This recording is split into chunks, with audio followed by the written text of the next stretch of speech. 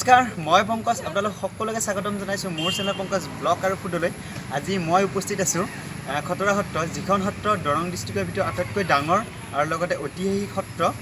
গতিকে আজিৰ এই ভিডিঅ'টোত আপোনালোকক খটৰা সত্ৰৰ সমূহ দৃশ্য দেখুৱাম মই। গতিকে ভিডিঅ'টো স্কিপ নকৰিব, শেষলৈকে চাই থাকিব।